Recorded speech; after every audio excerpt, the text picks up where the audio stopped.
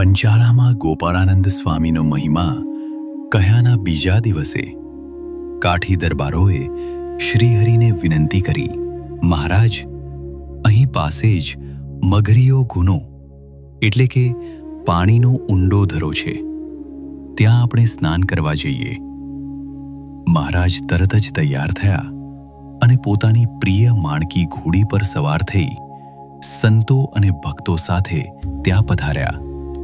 આ ધરાનું નામ મગરીયો એટલે હતું, કારણ કે ત્યાં કાળઝાર મગરોનો હાહાકાર હતો.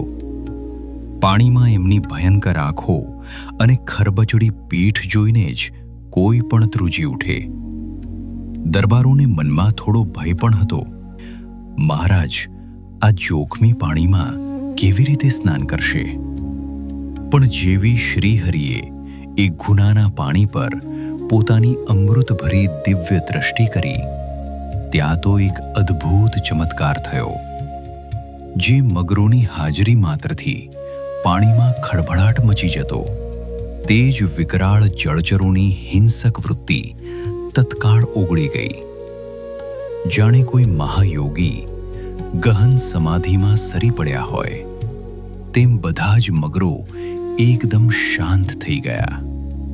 તેમના શરીરમાં કોઈ હલનચલન ન રહ્યું અને તેઓ લાકડાના મોટા ટુકડાઓની જેમ નિર્જીવ બની પાણીની સપાટી પર તરવા લાગ્યા. આ અકલ્પનીય દ્રશ્ય જીણાભાઈનો ગોવાળ ખીમો તાલીઓ જોઈ રહ્યો હતો. તેને મનમાં ફાળ પડી કે આ સ્વામિનારાયણ તો જાદુગર લાગે છે. રખીને મારા પર જાદુ કરી દેશે તો? તે તો ગભરાઈને નજીકના ખાખરાના વનમાં જઈને સંતાઈ ગયો.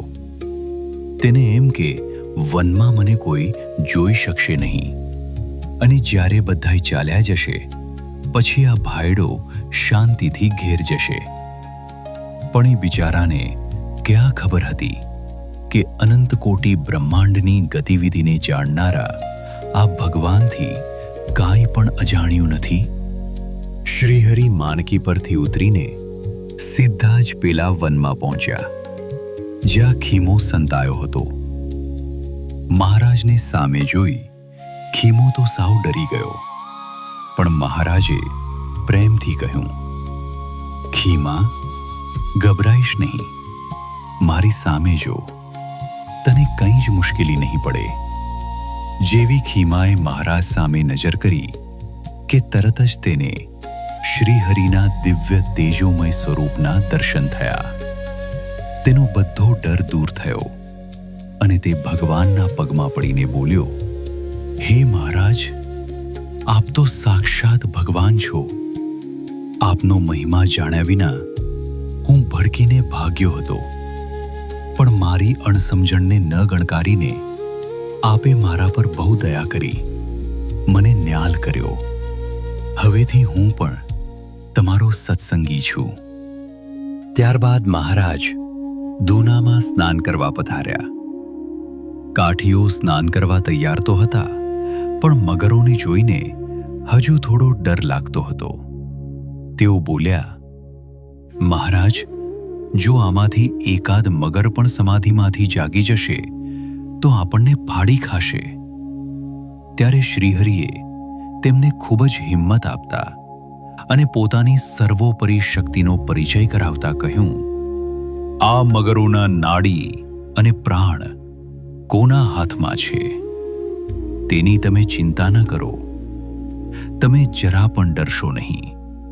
આ મગરો તમારું નામ પણ નહીં લે, માટે તમે સુખેથી સ્નાન કરો.